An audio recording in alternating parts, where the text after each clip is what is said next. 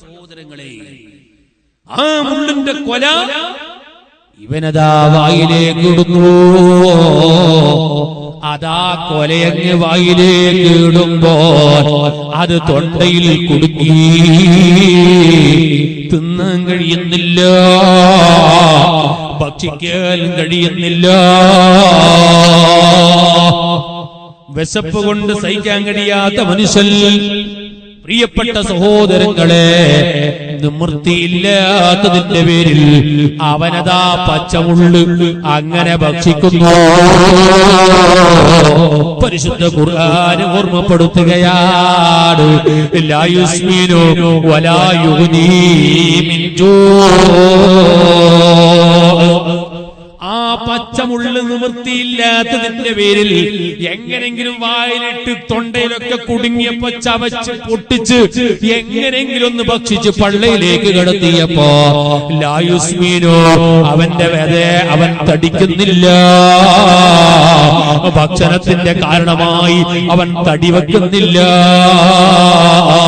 വലാ യുഗ്നീ മിൻ ജൂ, അവന്റെ വിശപ്പ് അടങ്ങുന്നില്ല. ആ മുള്ളു വയറ്റിലേക്ക് എത്തുന്ന സമയത്ത് അവനിക്ക് പൈപ്പ് കൂടുകയാണ്, അവനിക്ക് വിശപ്പ് കൂടുകയാണ്, അവനിക്ക് പൈപ്പ് കുറയുകയല്ല, അത് കൂടി കൂടി കൂടി വരികയാ. ഇങ്ങനെ അതാ റബ്ബിന്റെ കോടതിയിൽ ഒരു വിഭാഗം ജനങ്ങള് മുഖം പേടിച്ച് കിട്ടുകിട്ട് പറക്കുന്ന ഒരു വിഭാഗം ജനങ്ങള്. അല്ലാഹു നമ്മളെ കാക്കട്ടെ. ഇനി രണ്ടാമത്തൊരു വിഭാഗം ആരാണ്? ഞാൻ വളരെ ഷോർട്ടായിട്ടാണ് പറയുന്നത് പ്രിയപ്പെട്ട സഹോദരങ്ങളെ, ഇതൊക്കെ ദിവസങ്ങളോളം വിശദീകരിക്കേണ്ടതാണ്. അതേ രണ്ടാമതൊരു വിഭാഗം പരിശുദ്ധ ഖുർആൻ പറയുന്നു,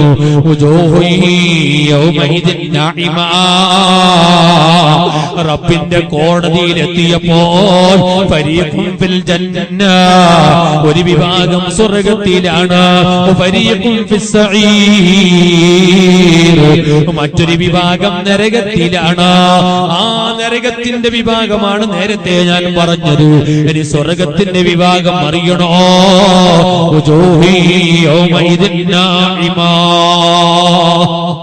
അവരെ മുഖം ലംഘിക്കുന്നു, അവരെ മുഖം പ്രകാശിക്കുന്നു. അല്ലാഹു ആ വിഭാഗത്തിൽ നമ്മളെ പെടുത്തട്ടെ. അവര് മഹ്ശറിലേക്ക് വരുമ്പോൾ അവരെ മുഖം ഈ കാണുന്ന ബൽബുകളെ പോലെ, 14-ാം രാത്രിയിലെ നിലാവിനെ പോലെ കത്തി ലംഘിക്കുന്ന മുഖം, എന്തോ ഒരു വെളിച്ചം. സുബ്ഹാനല്ലാഹ്.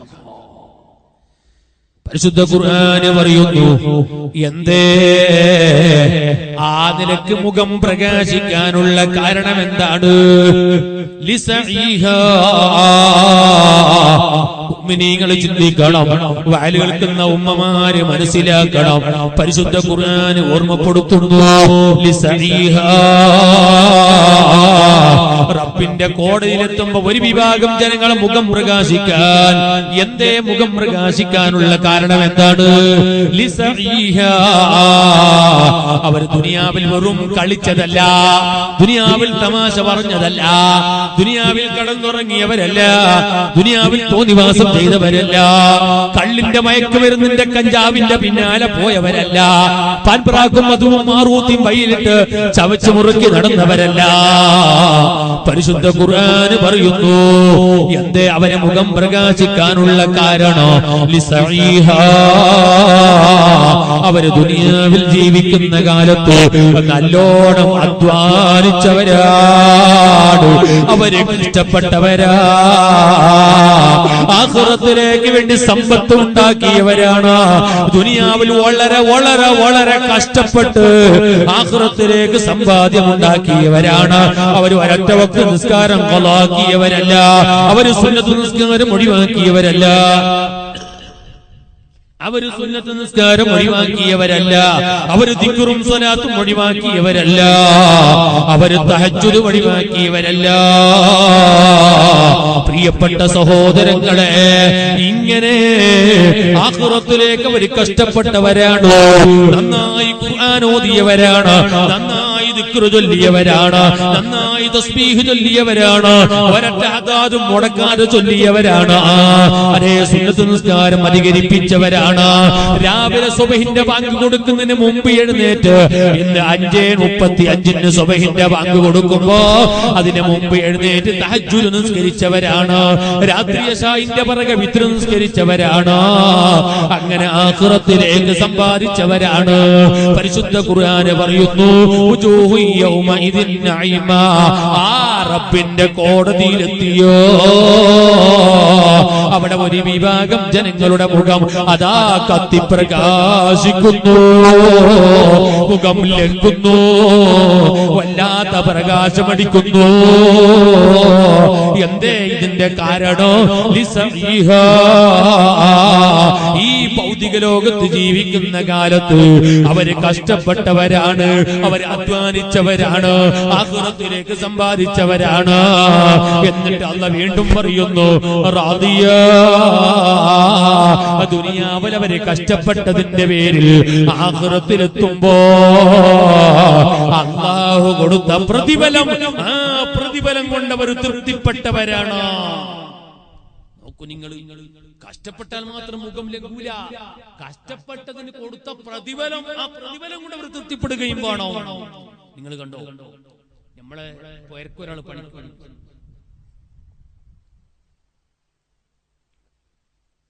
അങ്ങനെ ഒരാൾ പണിക്ക് വന്നു. ഇയാള് നന്നായി പണിയെടുത്തു. വൈകുന്നേരം പണിയിളക്കിന് പോകുമ്പോ ഇയാൾ 1000 രൂപ ശമ്പളം ചോദിച്ചു. പോരക്കാർ 250 കൊടുത്തുള്ളൂ അല്ലേ?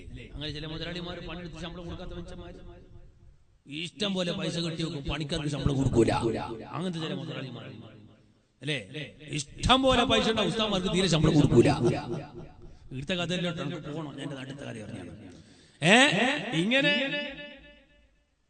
പണിക്കാർക്ക് പൈസ കൊടുക്കാത്ത മനുഷ്യന്മാര് 1000 രൂപ കൂലി ചോദിച്ച ഈ മനുഷ്യന് 750 കൊടുത്താൽ ഓൻ പോകുന്ന സമയത്ത് ഓരോ മുഖം പ്രകാശിക്കൂല, കർക്കും മുഖം പ്രകാശിക്കൂല. എന്തേ? എടുത്തതിന്റെ പണിന്റെ ശമ്പളം വീട്ടിൽ പോലെ കിട്ടിയിട്ടില്ല. ഖുർആൻ പറയുന്നത് കണ്ടോ, ദുനിയാവിൽ നല്ലോണം കഷ്ടപ്പെട്ടിട്ടുണ്ട്, പോരാ ആഖിറത്തിലെത്തുമ്പോ അല്ലാഹ് കൊടുത്ത പ്രതിഫലം പടച്ചോനെ ഞാൻ സ്കെച്ചിന് തേല, പിന്നെ മുഖം ലംഘൂല, മുഖം ലംഘൂല. ഞാൻ തസ്ബീഹ് ഇത് പോരാ, എന്നാ മുഖം ലംഘൂല. അല്ലാഹ് പറയുന്ന അധ്വാനിച്ചത് മാത്രല്ല, ഞാൻ കൊടുത്ത പ്രതിഫലം കിട്ടിയപ്പോൾ തൃപ്തിപ്പെട്ടു പോയി. ആ തൃപ്തിപ്പെടുന്നവർക്കുള്ള പ്രതിഫലം അല്ലാഹു കൊടുക്കുകയും ചെയ്തു. അല്ലാണ്ട് 1000 രൂപന്റെ ശമ്പളത്തിന് 500 കൊടുത്ത് അല്ലാഹ് പൊരുത്തപ്പെടിച്ചതല്ല. അങ്ങനെ വിചാരിക്കേണ്ട ആരെങ്കിലും 1000 രൂപ ശമ്പളം കൊടുക്കേണ്ടത് 500 രൂപ കൊടുത്ത് പൊരുത്തപ്പെടിച്ചതല്ല. അല്ലാഹു കൊടുക്കേണ്ടത് പോലെ കൊടുത്തു. പ്രിയപ്പെട്ട സഹോദരങ്ങളെ, ആ മുഖം ലംഘുന്ന പ്രകാശിക്കുന്ന വിഭാഗം അവർ അധ്വാനിച്ചതിന്റെ പേരിൽ കിട്ടിയതാണ്, അവർ കഷ്ടപ്പെട്ടതിന്റെ പേരിൽ കിട്ടിയതാണ്, ദുനിയാവിൽ ആഖിറത്തിലേക്ക് ഒരുങ്ങിയതിന്റെ പേരിൽ കിട്ടിയതാണ്. അങ്ങനെ അവർ ആഖിറത്തിലെത്തിയപ്പോൾ ഫീ ജന്നത്തിൻ ആലിയ, അവർ വലിയ വലിയ വലിയ സ്വർഗീയ കൊട്ടാരങ്ങളിലാണ്. ഫീ ജന്നത്തിൻ ആലിയ, വലിയ വലിയ വലിയ ഉയർന്നു കിടക്കുന്ന സ്വർഗീയ കൊട്ടാരത്തിലാണ്. ആ കൊട്ടാരത്തിലെത്തിയപ്പോൾ, അല്ല സ്വർഗത്തിലെത്തിയപ്പോൾ, ലാ തസ്മഉ ഫീഹാ ലാഗിയ, അവിടെ അനാവശ്യങ്ങൾ കേൾക്കുന്നില്ല, വൃത്തികേടുകൾ കേൾക്കുന്നില്ല. ഈ ദുനിയാവിൽ എന്തെല്ലാം വൃത്തികേടാ പഠിച്ചോനെ കേൾക്കുന്നത്, എന്തെല്ലാം വൃത്തികേട് പഠിച്ചോനെ അല്ലേ? എന്തെല്ലാം വൃത്തികേടാണ് ദുനിയാവിൽ കേൾക്കുന്നത്. അല്ലാഹുവിന്റെ സ്വർഗ്ഗത്തിലെത്തിയാൽ അവിടെ അനാവശ്യം കേൾക്കാനില്ല, വേസ്റ്റുകളില്ല. പിന്നെന്താ അവിടെ കേൾക്കുന്നത്? സലാം സലാം സലാം സലാം സലാം. അങ്ങോട്ടും ഇങ്ങോട്ടും പരസ്പരം മുഅ്മിനീങ്ങളെ കാണുമ്പോൾ സലാം. നിങ്ങൾ കണ്ടോ, ഇവിടെ അടുത്ത് നമ്മളെ കൊളക്കെ അല്ലെ? ആ കൊളക്കരി കഴിഞ്ഞ മുമ്പത്തെ ഒരു മദ്രസയുടെ ഉദ്ഘാടനത്തിന് വന്നു.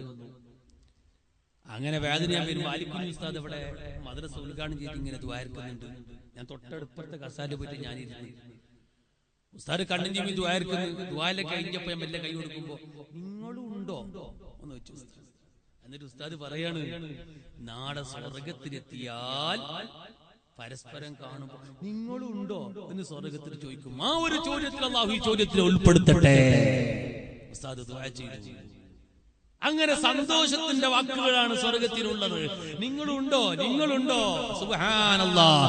എന്തിനേറെ പറയണം, സന്തോഷം എവിടെ? സ്വർഗത്തിൽ എത്തുന്നതിന് മുമ്പ് തന്നെ സന്തോഷം നിങ്ങൾ കണ്ടോ? മഹാനായ ഇമാം ഗസാലി റഹ്മത്തുള്ളാഹി അലൈഹി തങ്ങളുടെ ഇഹ്യാന്റെ ശറഹാകുന്ന ഇത്ഹാഫിൽ എഴുതി വച്ചത് കാണാം. അൽ അർവാഹു ജുനൂദും മുജന്നദാ. അർവാഹുകൾ മനുഷ്യന്റെ റൂഹുകൾ എന്ന് പറയുന്നത് അത് വലിയൊരു സംഘമാണ്, വലിയൊരു സൈന്യമാണ്. ഇവിടെ മുഅ്മിനീങ്ങളൊക്കെ മരിച്ചാൽ അതാ പ്രിയപ്പെട്ട സഹോദരങ്ങളെ, മുഅ്മിനീങ്ങളെ റൂഹിനെ കൊണ്ടുപോയി അല്ലാഹു ഇല്ലീൻ എന്ന സ്ഥലത്ത് വെക്കുകയാണ്. അതാ ഇന്ന് ഒരാൾ മരിച്ചിട്ട് അയാളെ റൂഹങ്ങൾ ഇല്ലീനിലേക്ക് കൊണ്ടുപോയി വെക്കുമ്പോൾ നമ്മെക്കാൾ മുമ്പ് ഈ നാട്ടിൽ നിന്ന് മരിച്ച പലവിടെ റൂഹ് അവിടെയുണ്ട്. ഈ മുഅ്മിനിന്റെ റൂഹങ്ങ് കാണുമ്പോ അതാ മുമ്പ് മരിച്ചവർ അവിടെ നിന്ന് കാണുമ്പോ ചോദിക്കുകയാണ്, നീ ഇപ്പോൾ വന്നതല്ലേ? നീ വരുന്നതിന് മുമ്പ് എന്റെ ഉമ്മാനെ കണ്ടിരുന്നോ? എന്റെ ബാപ്പാനെ കണ്ടിരുന്നോ? എന്റെ കുടുംബക്കാരെ കണ്ടിരുന്നോ? എന്റെ മക്കളെ കണ്ടിരുന്നോ? അർവാഹികൾ ഇങ്ങനെ സംസാരിക്കും, അർവാഹികൾ ഇങ്ങനെ പരിചയപ്പെടും. ഇമാമിങ്ങൾ അവരെ കിതാബ് രേഖപ്പെടുത്തുകയാണ്, എല്ലാ മുഅ്മിനീങ്ങളെ റൂഹുകളും ഇല്ലീൻ എന്ന സ്ഥലത്ത് കൊണ്ടെത്തിച്ചപ്പോ അവിടെ മുഅ്മിനീങ്ങളെ റൂഹുകൾ പരസ്പരം സന്തോഷിക്കുകയാണ്. ഇവിടെ ഞാൻ ബന്ധം സ്ഥാപിക്കുന്നത് പോലെ, കണ്ടാൽ പരിചയപ്പെടുന്നത് പോലെ അവിടെയും അതാ പരിചയപ്പെടുന്നു. അല്ലാഹുവേ, ഈ ഒരു പരിചയം നാളെ സ്വർഗ്ഗത്തിലേക്കുള്ള ഒരു പരിചയത്തിന്റെ കാരണമായി നീ കബൂലാക്കണമല്ലാ.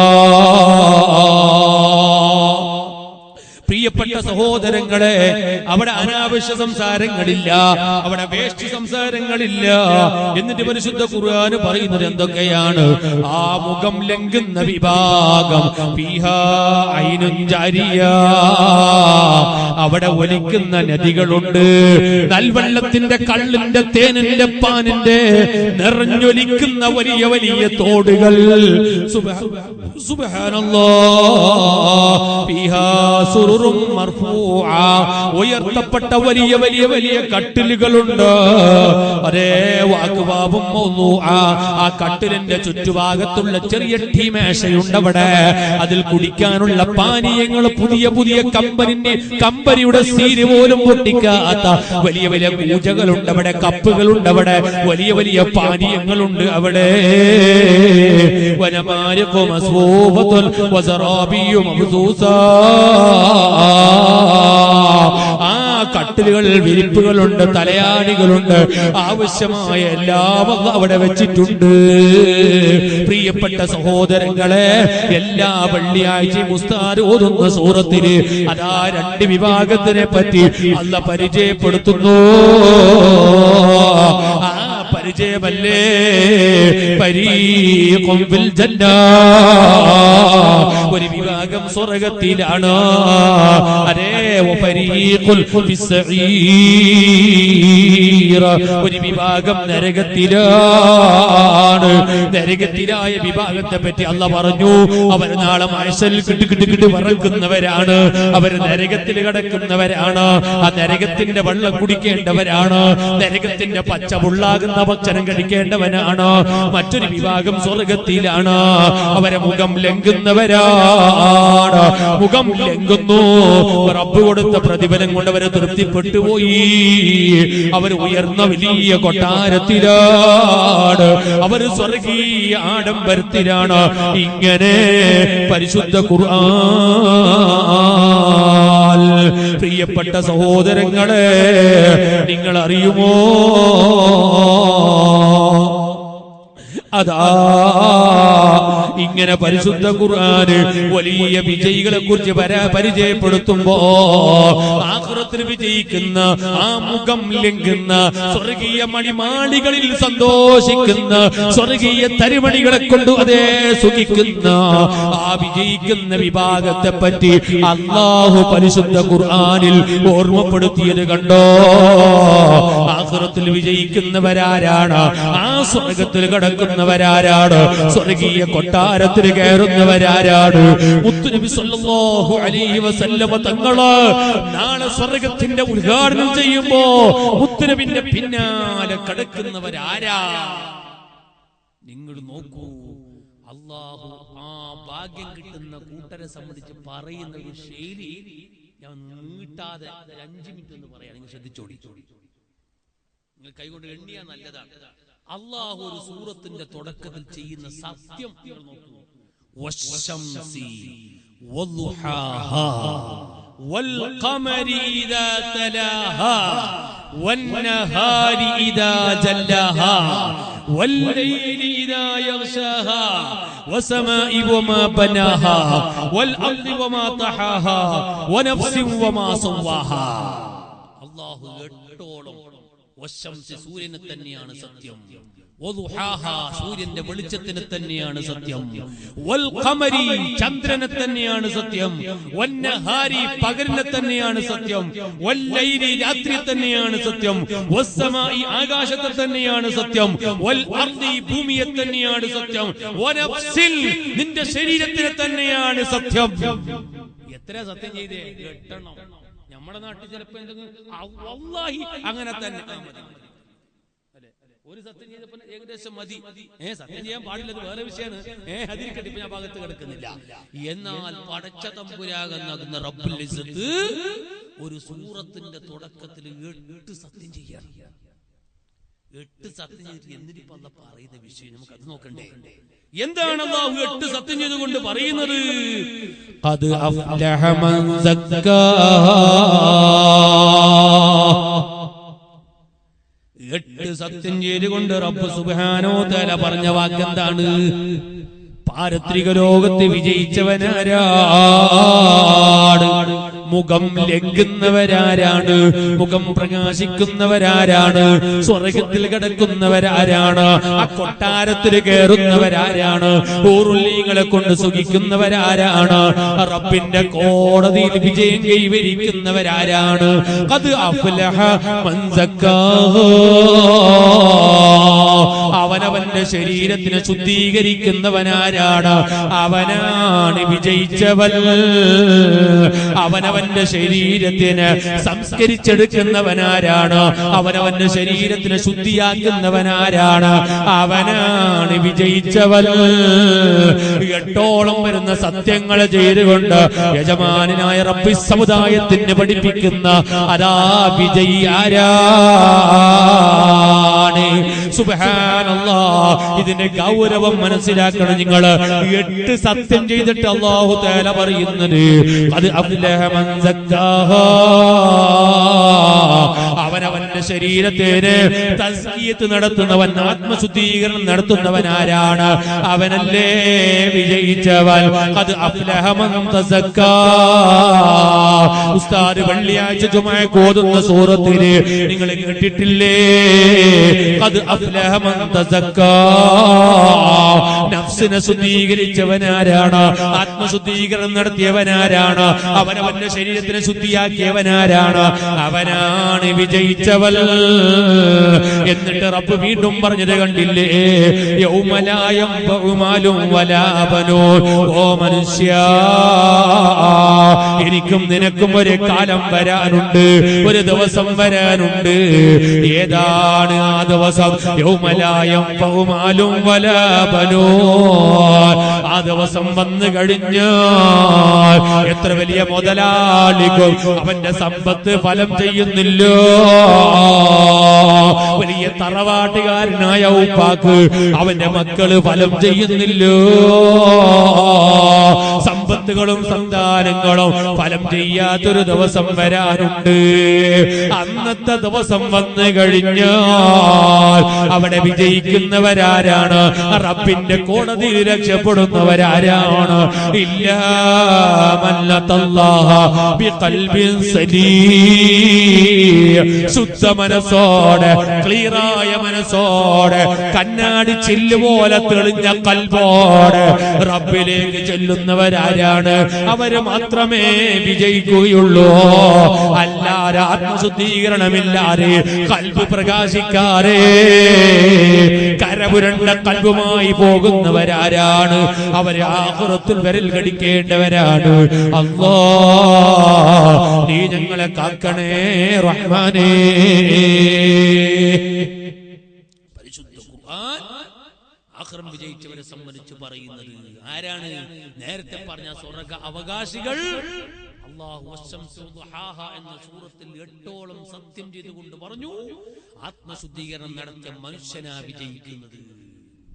മനസ്സ് ശുദ്ധിയാകണം, ഇവിടെ ശുദ്ധിയാകണം, ഇവിടെ ക്ലിയർ ആകണം. സുബ്ഹാന ജല്ല ജലാലു.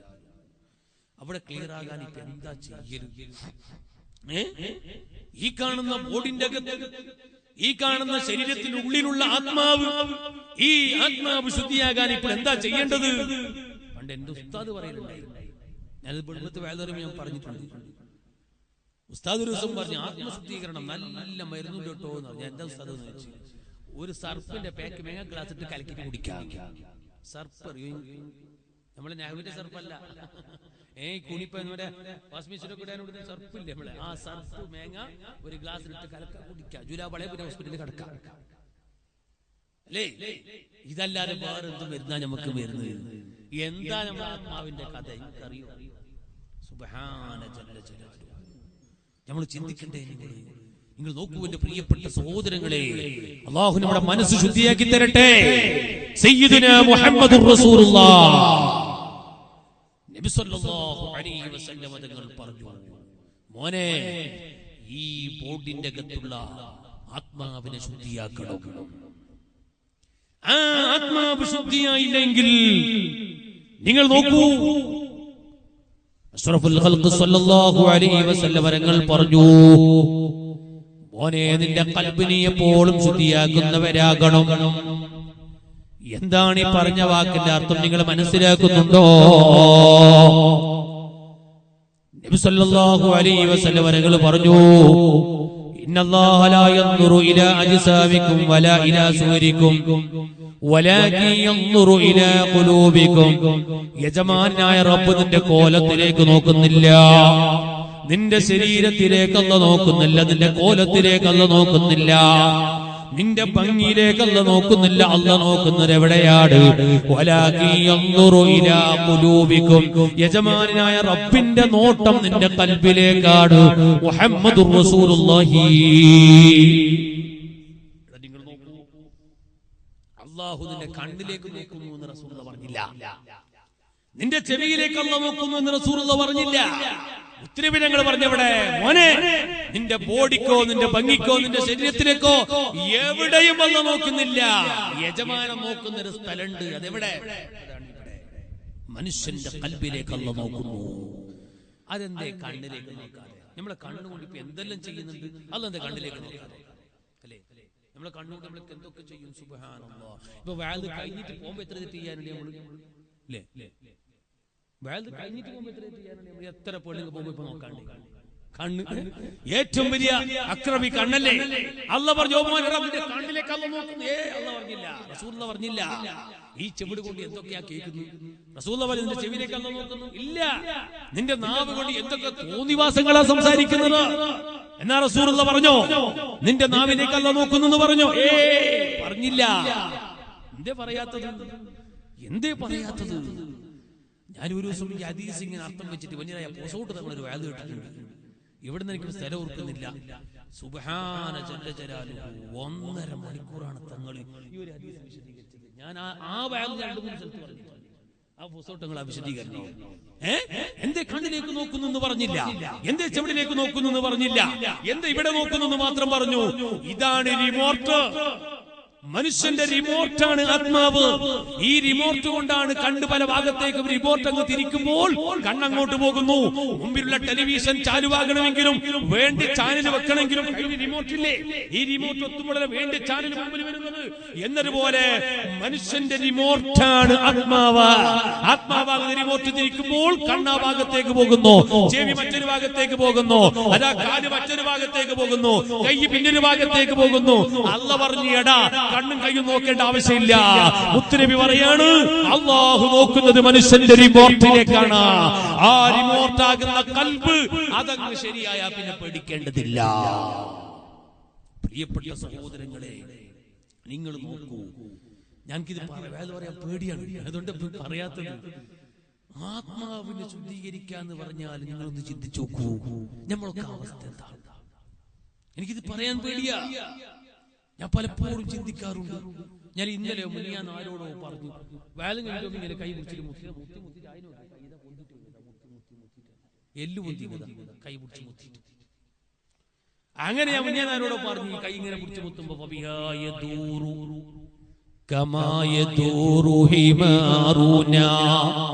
അതിക്കയിൽ മഹാനായ സയ്യിദി മഖ്തൂം തങ്ങൾ പറഞ്ഞു, നാളെ റബ്ബിന്റെ കോടതിയിലെത്തിയാൽ ഒരു കൂട്ടം പണ്ഡിതന്മാർ അതാ നരകത്തിൽ ഇങ്ങനെ ചുറ്റിക്കറങ്ങുകയാണ്. അവന്റെ എരങ്കൊടൽ ഇങ്ങനെ പുറത്തേക്ക് വന്നിട്ടുണ്ട്. ആ കൊടലിലൂടെ ഇങ്ങനെ പുറത്തേക്ക് വന്ന കൊടലുമായി ഇങ്ങനെ കറങ്ങുകയാ. അപ്പോഴാണ് മേൽഭാഗത്തിലൂടെ സിറാത്ത് പാലം കടക്കുമ്പോൾ അതെ അവർക്ക് മുഅ്മിനീങ്ങൾ കടന്ന് സ്വർഗത്തിലേക്ക് പോകുമ്പോ അതാ നരകത്തിലേക്ക് നോക്കുമ്പോ കാണുന്ന ആരാണ്? വഅദ് കേട്ട മുഅ്മിനീങ്ങളൊക്കെ സ്വർഗത്തിലേക്ക് പോകുമ്പോ വഅദ് പറഞ്ഞ ഉസ്താദ് നരകത്തിലാ. വഅദ് കേട്ട മുഅ്മിനീങ്ങൾ സ്വർഗത്തിലേക്ക് പോകുമ്പോ വഅദ് പറഞ്ഞ ഉസ്താദ് നരകത്തിൽ ഇങ്ങനെ കൊടലുകൊണ്ട് ആ മാശി കൊണ്ട് ചുറ്റിക്കറങ്ങുകയാ. അതാ ചോദിക്കുന്നു, അല്ല ഉസ്താദേ, ഞങ്ങളൊക്കെ സ്വർഗത്തിൽ കിടക്കാനുള്ള കാരണം നിങ്ങളല്ലേ? നിങ്ങളെ വഅദ് കേട്ട് സ്വർഗത്തിൽ കടന്നതല്ലേ? നിങ്ങൾ എന്താ ഇങ്ങനെയായി പോയി? അപ്പോഴാണ് നരകത്തിൽ ഇങ്ങനെ കറങ്ങുന്ന ഉസ്താദിന്റെ മറുപടി, മക്കളെ, ഞാനിങ്ങനെ നിങ്ങൾക്ക് പറഞ്ഞു തന്നു എന്നല്ലാതെ ഞാൻ കടന്നുറങ്ങിയവനാണ്, ഞാൻ നിസ്കരിച്ചവനല്ല, ഞാൻ തഹജ്ജുദ് നിസ്കരിച്ചവനല്ല. ഇങ്ങനെ നാളെ ഒരു കൂട്ടം ആലിമീങ്ങള് വിളിച്ചു പറയാനുണ്ടെന്ന് ഇമാമിങ്ങള് പറയുമ്പോ വഅദ് കഴിഞ്ഞിട്ട് പോകുമ്പോ കൈ ഇങ്ങനെ പിടിച്ചു മുത്തുമ്പോ ഞാൻ ഇങ്ങനെ ചിന്തിക്കുകയാണ്, എന്തിനാണ് ജനങ്ങൾ ഈ കൈയിനെ മുത്തുന്നത്? ഇതിൽ എന്തെങ്കിലും ഉണ്ടോ? വഅദ് കേട്ട് നന്നായ എത്ര മുഅ്മിനീങ്ങള് സദസ്സിലുണ്ട്. പക്ഷേ നമ്മളെ ഖൽബിന്റെ കഥ അറിയണോ സഹോദരങ്ങളെ? ഒന്ന് രണ്ട് സ്റ്റേജിൽ കയറി വഅദ് പറയുമ്പോ ഓ ഞാൻ പിന്നെ ആരാ, ഞാൻ ആരാണെന്ന ചിന്ത എന്റെ മനസ്സിൽ വന്നില്ലേ? അതേ വഅദ് പറയുന്ന ഉസ്താദിനെ സ്റ്റേജിൽ ഇരുത്തിയിട്ട് ആ ഉസ്താദിന്റെ മദ്ഹ് പറയുമ്പോൾ അതേ കേൾക്കുന്ന ഉസ്താദിന് തോന്നുകയാണ്, ഓ ഞാൻ തരക്കേടില്ലല്ലോ, പിന്നെ അവനെന്ത് വഅദ് പറഞ്ഞിട്ടെന്തേ കാര്യോ? ഈ മനസ്സ് ശുദ്ധിയില്ലാത്ത ഞാൻ ഇവിടെ വഅദ് പറഞ്ഞിട്ട് വല്ല കാര്യമുണ്ടോ? അല്ലാഹ് നീ ഞങ്ങളെ കാക്കണേ റഹ്മാനേ, നീ സലാമത്താക്കണേ അല്ലാഹ്. സാധാരണക്കാരെ കുറിച്ച് പറയണം. ഇപ്പൊ അടുത്ത് നമ്മളെ കാസർഗോഡ് ജില്ലയിൽ ഒരു സംഭവം ഉണ്ടായി. ഒരാൾ വഅദിന് വന്നിട്ട് സ്റ്റേജിന്റെ അടുത്ത് മടങ്ങിയിട്ടുണ്ട്. എന്തേ നോക്കും, ബാൽപോസ്റ്റിൽ ഫോട്ടോ ഇട്ടിട്ടില്ല. ബാൽപോസ്റ്റിൽ ഫോട്ടോ ഇട്ടിട്ടില്ല, ഇയാളെ ഫോട്ടോ ഇടാത്തതുകൊണ്ട് ഇങ്ങനത്തെ ചില മനുഷ്യന്മാര് എപ്പോഴും നോക്കിയാലും ഏടെ നോക്കിയാലും ഫോട്ടോ. വഅദ് പറയുന്ന മൊയ്ലാന്മാരെ, സിനിമ നടന്മാരെ ഫോട്ടോ പോലത്തെ ചില ഫോട്ടോ ഇടും. ഇന്നലെ ഒരു വഅദ് എനിക്ക് രാത്രി, ആ വഅദിന്റെ ഊസിന് എല്ലാവരും ഫോട്ടോ കൊടുത്തു. എന്റെ അടുത്തേക്ക് 3 പ്രാവശ്യം വന്ന കൂട്ടർ ഫോട്ടോ തരണം. ഞാൻ പറഞ്ഞു, ഞാൻ വേണമെങ്കിൽ വരാം, എന്റെ ഫോട്ടോ ഇട്ടോ, ഞാൻ വഅദിന് വരൂല, ഞാൻ വഅദിന് വരൂല. ഈ അടുത്ത് മഞ്ചേശ്വരത്തിൽ കഴിഞ്ഞ വർഷം ഒരു ഊസിന്റെ സ്ഥലത്ത് എന്റെ ഫോട്ടോ ഇട്ടു, ഞാൻ അറിയില്ല. ഞാനിങ്ങനെ പോകാനാകുമ്പോൾ എനിക്ക് ചുറ്റുപാടുന്ന ആൾക്കാർ ഉസ്താദ് നിങ്ങളെ ഫോട്ടോ ഉണ്ട് അവിടെ. ഞാൻ സെക്രട്ടറിക്ക് വിളിച്ചു, ഞാൻ നിങ്ങൾ എന്റെ ഫോട്ടോ ഇട്ടത് വിളിച്ചു. ഉസ്താദ് ഞാൻ ഇങ്ങോട്ട് ചോദിച്ചിട്ടില്ല. ഞാൻ പറഞ്ഞു, എന്നോട് ചോദിച്ചത് എന്റെ വഅദിന് മാത്രമേ ചോദിച്ചു, ഫോട്ടോ ഇടാൻ ചോദിച്ചോ? ഇയാൾ കളവ് പറയാണ്. എന്റെ വീട്ടിൽ ഞാൻ ഫോട്ടോ എടുക്കാൻ സമ്മതം കൊടുത്തു. ഞാൻ പറഞ്ഞു, ഫോട്ടോ എടുക്കാണ്ട് ഞാൻ വരൂല. മാത്രല്ല ഇന്നത്തെ വഅദിൽ നന്നായിട്ട് ഫോട്ടോ സംസാരിക്കും, എന്നാ മാത്രം എന്നെ കൊണ്ടുപോയാൽ മതി. അവസാനം നിവൃത്തിയില്ലാണ്ടായി അവർ കൊണ്ടുപോയി. നന്നായിട്ട് ഞാൻ പറയുകയും ചെയ്തു. സുബ്ഹാനല്ലാഹ്. ഇങ്ങനെ ഫോട്ടോ ഇട്ട് വഅദ് പറയുന്ന മൗലവിമാർ. ആഖിർ സമാനിന്റെ കാലം അല്ലാഹു നമ്മളെ കാക്കട്ടെ, അല്ലാഹു നമ്മളെ കാക്കട്ടെ. ഉറക്കാമി പറയൂ. ഈ സമുദായത്തിൽ എന്നെ പോലത്തെ ചില മനുഷ്യന്മാര് ഇങ്ങനെ ഫോട്ടോ ഇട്ടിട്ട് ഇങ്ങനെ ഒന്നാകെ സിനിമാ നടന്മാരെ വരെ പ്രദർശിപ്പിച്ചിട്ട് ആത്മീയ ശുദ്ധീകരണമില്ലാത്ത തോന്നിവാസികളാകുന്ന കോപ്രാട്ടികളെ വേണം പറഞ്ഞിട്ട് അല്ലാഹു ഈ സമുദായത്തെ കാക്കട്ടെ. പ്രിയപ്പെട്ട സഹോദരങ്ങളെ, എന്തെങ്കിലും അമേരിക്കയിൽ എന്ത് സംഭവിച്ചു? അവിടെ ഒന്നും ആയിട്ടില്ല. എന്തെങ്കിലും ആയിരുന്നു? ഈ അടുത്തിവിടെ വേദന പറഞ്ഞിട്ട് ബഹ്റൈനിൽ എന്ത് സംഭവിച്ചു? എന്താ സംഭവിച്ചേ? 8 തട്ടിന്റെ മുകളിൽ ഒരു പിക്കാസ് താഴെ ഉണ്ടായി. വേറൊന്നും ആയിട്ടില്ല. ഞാൻ ബഹ്റൈനിൽ ആ സമയത്ത് ഇവിടെ ഒന്നാകെ ബഹ്റൈനിൽ എന്ത് സംഭവിച്ചു? വേദനക്കൊക്കെ ചർച്ച. ബഹ്റൈനിൽ എന്ത് സംഭവിച്ചു? പിക്കാസ് താഴെ ഉണ്ടായി. വേറൊന്നും ആയിട്ടില്ല. ഇങ്ങനെ വെറുതെ തമാശ പറഞ്ഞിട്ട് സമയം കളയുന്നവര്. പ്രിയപ്പെട്ട സഹോദരങ്ങളെ, നമ്മുടെ മനസ്സിന് അല്ലാഹു നന്നാക്കി തരട്ടെ. പ്രിയപ്പെട്ട മുഅ്മിനീങ്ങളോട് ഓർമ്മപ്പെടുത്തുകയാണ്.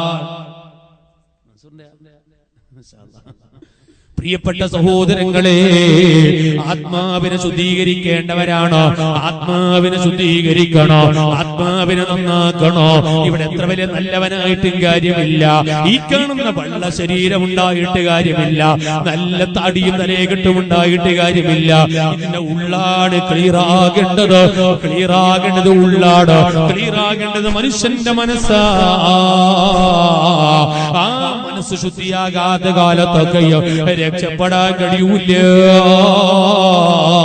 ഞാൻ എന്റെ മുഅ്മിനീങ്ങളോട് പറയട്ടെ, എപ്പോഴും മനസ്സ് ശുദ്ധമുള്ളവരായിരിക്കണം. ഒരിക്കലും മനസ്സിൽ കിബർ വേണ്ട, മനസ്സിൽ അഹങ്കാരം വേണ്ട, മനസ്സിൽ ചതി വേണ്ട, വഞ്ചന വേണ്ട, ഞാനൊരു വലിയവനാണെന്ന ചിന്ത വേണ്ട, എനിക്കെല്ലാത്തിനും കഴിയും, ഈ നിലക്കുള്ളൊരു ചിന്തയും മനസ്സിൽ വേണ്ട. എപ്പോഴും എന്റെ മനസ്സിലുണ്ടാകേണ്ട ചിന്ത എന്താണ്? ഞാൻ ഒന്നിനും കൊള്ളാത്തവനാണ്, ഞാൻ ഒന്നിനും കൊള്ളാത്തവനാണ്. പലവരും ഇവിടെ ഇരുത്തി എന്റെ മദ്ഹ് പറയുമ്പോ ഞാൻ ചിന്തിക്കേണ്ടത് എന്താണ്? ഞാൻ ഒന്നിനും കൊള്ളാത്തവനാണ്. ഇവിടെ പലവരും കൈപിടിച്ച് മുത്തുമ്പോ ഓ എന്റെ കൈ തിരക്കേടില്ലല്ലോ എന്ന് ചിന്തിക്കുന്നതിന് പകരം ഞാൻ ചിന്തിക്കേണ്ടത് എന്താണ്? എന്നെ പോലോത്ത് മോശപ്പെട്ടവൻ ലോകത്ത് വേറെ ആരാ? ഇതല്ലേ നല്ലവന്റെ ലക്ഷണോ? ഇതല്ലേ ആഖിറം വിജയിച്ചവന്റെ ലക്ഷണോ? മുഅ്മിനീങ്ങളെ, മനസ്സിൽ കറ വേണ്ട, എപ്പോഴും മനസ്സ് ശുദ്ധമാക്കുന്നവരാകണോ? ആ മനസ്സിന്റെ എല്ലാ കറകളെയും നീക്കുന്നവരാകണോ? കിബ്ർ മനസ്സിന്റെ ഏറ്റവും വലിയ രോഗമാണ്. അസൂയ മനുഷ്യന്റെ ഏറ്റവും വലിയ രോഗമാണ്. ചതിയും വഞ്ചനയും വൈരാഗ്യവും വിദ്വേഷങ്ങളുമല്ല, അത് ഏറ്റവും വലിയ രോഗമാണ്. എല്ലാ രോഗങ്ങളിൽ നിന്നും മനുഷ്യന്റെ മനസ്സൊന്ന് ശുദ്ധമാക്കണേ. അങ്ങനെ വളരെ ക്ലിയറായി, വളരെ നല്ല മനസ്സിന്റെ ഉടമയായി ഞാൻ എന്റെ വയല് കേൾക്കുന്ന ഉമ്മമാരോട് പറയട്ടെ. ഓ വയല് കേൾക്കുന്ന ഉമ്മ, ചെറുപ്പക്കാരിയായ പെങ്ങളെ, എന്റെ മനസ്സിലൊരു നല്ലവനെന്ന് തോന്നല് വേണ്ട. നീ ഒരു കല്യാണ വീട്ടിലേക്ക് ഒരു 25 പവൻ 30 പവൻ സ്വർണം വെച്ചിട്ട്, ബംഗാറ് വെച്ചിട്ട്, നീ പൊന്നും വെച്ചിട്ട് കല്യാണത്തിന് പോകുമ്പോ ഓ തിരക്കേടില്ലല്ലോ. പെണ്ണെ, നിന്റെ മനസ്സിൽ വേണ്ട. നല്ല 15,000-ന്റെ 20,000-ന്റെ മണിസാരി എടുത്തിട്ട് നീ തൊട്ടപ്പുറത്തെ കല്യാണത്തിന് പോകുമ്പോ പെണ്ണെ, നിന്റെ മനസ്സിൽ അഹങ്കാരം വേണ്ട. നീ ചിന്തിക്കേണ്ടത് എന്താണ്? അപ്പുറത്തെ പെണ്ണിനതാ കല്യാണം കഴിഞ്ഞ പുതിനാരി പെണ്ണിന് കൊടുത്തത് 5,000-ന്റെ സാരിയല്ലേ? എനിക്കെന്റെ റബ്ബ് 10,000-ന്റെ സാരി തന്നില്ലേ? അൽഹംദുലില്ലാഹ്, ഇതെനിക്ക് തന്നത് എന്റെ റബ്ബല്ലേ. തൊട്ടപ്പുറത്തെ പുരയിലും ഞാനൊരു മംഗലം കഴിയുമ്പോ ഒരു 10 പവൻ സ്വർണം പോലും കൊടുക്കാൻ കഴിയാത്ത പാവപ്പെട്ട കുടുംബം, എന്റെ റബ്ബ് എനിക്ക് 25 പവൻ സ്വർണം നൽകിയില്ലേ? അൽഹംദുലില്ലാഹ്, അൽഹംദുലില്ലാഹ്. ഇതല്ലേ നമ്മളെ മനസ്സിൽ വേണ്ടത്? ഉമ്മമാരോട് പറയട്ടെ, നീ നിന്റെ ഭംഗി കൊണ്ട് അഹങ്കരിക്കണ്ട പെങ്ങളെ. ഭംഗി തന്നവൻ അല്ലാഹുവാണ്, സാരി തന്നവൻ അല്ലാഹുവാണ്, നിനക്ക് സ്വർണം തന്നവൻ അല്ലാഹുവാണ്, നിനക്ക് നല്ലൊരു വീട് തന്നവൻ അല്ലാഹുവാണ്. ഓ പെങ്ങളെ, നീ അതാ ഒരു ഭർത്താവ് നിനക്ക് കിട്ടിയിട്ട് ഭർത്താവിന്റെ കൂടെ കാറിലിറങ്ങി പുതിനാരി പെണ്ണ്, ഭർത്താവിന്റെ ഭർത്താവിന്റെ കൂടെ കാറിൽ ഇറങ്ങി പോകുമ്പോ ഓ എനിക്ക് തിരക്കേടില്ലല്ലോ, നല്ലൊരു കാറും കിട്ടിയല്ലോ. പെണ്ണെ നിനക്കൊരു ചിന്ത വേണ്ട, നീ ചിന്തിക്കേണ്ടത് എന്താണ്? എന്റെ ഉമ്മയും എന്റെ ബാപ്പയും എത്ര കൊല്ലമായി അവരിന്നും പോകുന്നത് ബസ്സിലല്ലേ. എനിക്ക് അല്ലാഹു ഒരു കാറ് തന്നല്ലോ, അൽഹംദുലില്ലാഹ്.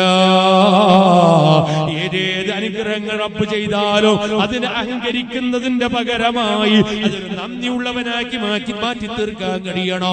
ഏത് നിയമത്ത് അല്ലാഹ് ചെയ്താലോ അൽഹംദുലില്ലാഹ് അൽഹംദുലില്ലാഹ് ഈ നിലക്ക് നന്ദിയുള്ളവരാകണം. അല്ലാഹു നമ്മളെ നന്നാക്കി തരട്ടെ. മനസ്സിലൊരിക്കലും കിബിറ് ഉണ്ടാകാൻ പാടില്ല, വലിയവനാണെന്നൊരു ധാരണ ഉണ്ടാകാൻ പാടില്ല. ഞാൻ എന്റെ പ്രിയപ്പെട്ടവരോട് പറയട്ടെ, ഒരു ജമാഅത്തിന്റെ പ്രസിഡന്റായി ഒരാളെ തെരഞ്ഞെടുത്താൽ, ഒരു ജമാഅത്തിന്റെ സെക്രട്ടറിയായി ഒരു തെരഞ്ഞെടുത്താൽ, ഞാനൊരു പ്രസിഡന്റ് ആണെന്ന് തോന്നലുണ്ടാകാൻ പാടില്ല, ഞാനൊരു സെക്രട്ടറി ആണെന്ന് തോന്നലുണ്ടാകാൻ പാടില്ല. ഏതെങ്കിലും ഒരു സംഘടനയിൽ ഒരു സെക്രട്ടറി സ്ഥാനം കിട്ടിയ ഓ ഞാനൊരു സെക്രട്ടറി, ഓ അത് ഉണ്ടാകാൻ പാടില്ല. പള്ളി പ്രസിഡന്റും സെക്രട്ടറിയും ചിന്തിക്കേണ്ടത് എന്താണ്? അൽഹംദുലില്ലാഹ് ഈ നാട്ടുകാരെല്ലാം ഒരു കൊല്ലത്തേക്ക് ഒരാണ്ടിലേക്ക് ഈ പള്ളിന്റെ ഖിദ്മത്തെടുക്കാൻ എന്നെ ഏൽപ്പിച്ചല്ലോ, അൽഹംദുലില്ലാഹ് ഒരു കൊല്ലത്തെ ഖിദ്മത്ത് എനിക്ക് എടുക്കണം. ഇതാണ് ഒരു പ്രസിഡന്റ് ചിന്തിക്കേണ്ടത്, ഇതാണ് ഒരു സെക്രട്ടറി ചിന്തിക്കേണ്ടത്. ഒരു പള്ളിന്റെ ഉസ്താദായ ഞാൻ ചിന്തിക്കേണ്ടത് എന്താണ്? ഈ നാട് മുഴുവനും ഭരിക്കുന്ന ഒരു വലിയൊരു നേതാവാണ് ഞാൻ. ഓ പറ്റൂല ഈ നാട്ടിലേക്ക് ദീനീ കാര്യങ്ങൾ പറഞ്ഞു കൊടുക്കാൻ അല്ലാഹ് എന്നെ ഏൽപ്പിച്ചല്ലോ, അൽഹംദുലില്ലാഹ്. ഇങ്ങനെ നല്ലത് മാത്രം ചിന്തിക്കുന്നവരാകണം. ഏത് അഹങ്കാരം ഉണ്ടാക്കേണ്ട ഒരു സംഭവം ഉണ്ടായാലും അത് റബ്ബിലേക്ക് നന്ദിയുള്ളൊരു പ്രവൃത്തിയാക്കി മാറ്റി തീർക്കാൻ കഴിയണം. പ്രിയപ്പെട്ട സഹോദരങ്ങളെ, ഇങ്ങനെ കിബിറ് ഉണ്ടാകാതെ, അഹങ്കാരം ഉണ്ടാക്കാതെ, മനസ്സിൽ അസൂയയും ചതിയും വഞ്ചനയും ഉണ്ടാകാതെ, ഉമ്മമാര് എന്താണ് അസൂയ? ഒരൊറ്റ ഉദാഹരണം ഞാൻ പറയട്ടെ. ഉമ്മമാർ, മനുഷ്യന്റെ മനസ്സിന്റെ ഏറ്റവും വലിയ രോഗമാണ് അസൂയ. അല്ലാഹു നമ്മളെ കാക്കട്ടെ. അസൂയ വല്ലാത്ത ഡേഞ്ചറാണ്. എന്താണ് അസൂയ എന്ന് പറഞ്ഞാൽ എന്റെ കിതാബിൽ പറഞ്ഞത് മനസ്സിലാക്കി കൊടുക്കാൻ കഴിയില്ല. ഉമ്മമാരുടെ ഉദാഹരണം പറയട്ടെ. രണ്ട് ഉമ്മാരെ മക്കളും ഗൾഫിലേക്ക് പോയി. അതിൽ ഒരു ഉമ്മാന്റെ പോലെ നല്ല ഉഷാറായി, വല്ല പോരെല്ലാം കെട്ടി പെങ്ങളെല്ലാം വായിച്ച് കാറെല്ലാം എടുത്തെല്ലാം ഉഷാറായി. മറ്റേ ഉമ്മാന്റെ മോന് പോയിട്ട് 10 കൊല്ലം ഒരു ഉറുപ്പിക വരെ ഇന്നവരെ പറഞ്ഞയച്ചിട്ടില്ല. അപ്പോഴാണ് തീരെ ഉഷാറാകാത്ത ഉമ്മ അപ്പുറത്തെ ഉഷാറായ ഉമ്മാന്റെ മോന്റെ പൈസ വരുമ്പോ പോരെ ഇങ്ങനെ പൊന്തുമ്പോ കാറ് മുറ്റത്ത് വന്ന് നിൽക്കുമ്പോ ചീനച്ചട്ടിയിൽ എണ്ണ തിളക്കുന്ന പോലെ ഉമ്മാന്റെ മനസ്സിങ്ങനെ തിളക്കും. അപ്പോഴാണ് പിന്നെ മന്ത്രവാദിയിലെത്തിക്കൊക്കെ പോലെ സുബ്ഹാനല്ലാഹ്. ഇവിടെയുണ്ടോന്ന് അറിയില്ല, ഭസ്മം പേറുന്നൊരു പരിപാടി എല്ലാ നാട്ടിലും. ഭസ്മം പേറുന്ന മാട്ടം വെട്ടുന്ന സുബ്ഹാന ജല്ല ജലാലുഹു. അതൊക്കെ അസൂയന്റെ കാര്യമാണ്. മനസ്സിൽ അസൂയയില്ലെങ്കിൽ ഒരാൾ മറ്റൊരാൾക്ക് മാട്ടം വെക്കാൻ കഴിയില്ല. മാവർദി അവിടുത്തെ കിതാബിൽ എഴുതി വെച്ചത് കാണാം. ഏതൊരു മനുഷ്യനും മറ്റൊരു മനുഷ്യർക്ക് സിഹിർ ചെയ്യുന്നുണ്ടെങ്കിൽ അതിന്റെ അടിത്തറ അസൂയയാണ്. അസൂയയില്ലാത്ത ഒരാൾക്ക് സിഹിർ ചെയ്യാൻ കഴിയില്ല. എന്തേ? അവനിക്ക് എന്തോ കിട്ടുമോനെ തകർക്കലല്ലേ എന്റെ ഉദ്ദേശം.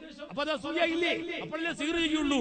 ഇനി ആർക്ക് എന്ത് കിട്ടിയാലും ധനികൾ നോക്കൂ. ഇമാമിങ്ങൾ പറഞ്ഞു, നമ്മുടെ നാട്ടിലൊരു മനുഷ്യൻ വലിയ പണക്കാരനായി, എന്നാൽ നീ അവനോട് അസൂയ വെക്കുന്നതിന് പകരം നീ ചിന്തിക്കേണ്ടത് അങ്ങനെയല്ല. എന്താ ചെയ്യേണ്ടത്? ഓ നല്ലൊരു പണക്കാരനായില്ലേ, അൽഹംദുലില്ലാഹ് എന്റെ മോളെ മംഗളത്തിന് 1 ലക്ഷം രൂപ തരും, ഇൻഷാ അല്ലാഹ്. അത്ര വലിയ ഉഷാറായില്ലോ, എന്റെ മോളെ മംഗളത്തിന് 1 ലക്ഷം രൂപ തരും, അൽഹംദുലില്ലാഹ്. അപ്പൊ ഓള് 1 ലക്ഷം തരും. ഓൻ അണ്ട ബഖീൽ, ഓൻ എപ്പോ തരാം 1 ലക്ഷം? അപ്പൊ നീ പറയണ്ട 1 ലക്ഷം ഇപ്പൊ തന്നില്ലെങ്കിലും 1 ലക്ഷം കടം തരുമല്ലോ, എനിക്ക് കടം തരാണ്ടിരിക്കൂലല്ലോ. അപ്പോൾ പറയാണ് ഓനെ കടം തരാൻ അണ്ട ബഖീൽ. നിങ്ങൾ ഓന് മുതലാളിയെ അൽഹംദുലില്ലാഹ് പറയുന്നു, അണ്ട ബഖീൽ ഓൻ കടം തരാനാ? അല്ലണേ, ഓനക്ക് 1 ലക്ഷം അതിയായിട്ടും തന്നില്ല, കടവും തന്നില്ല, എന്നാലും പണക്കാരനായാലും എനിക്ക് സന്തോഷമുള്ളൂ. എന്തേ? ഓമ്പിലെ പണക്കാരനെ എനിക്ക് സന്തോഷം. കാരണം ഓന്റെ അടുത്ത് എന്തും ഇല്ല, എന്നോട് കേൾക്കാൻ പറ്റിയ എന്നോട് കേൾക്കാൻ വരൂലല്ലോ, അൽഹംദുലില്ലാഹ് ഞാൻ സലാമത്തായി. എന്റെ അടുത്തേക്ക് കേൾക്കാൻ വരാനോ?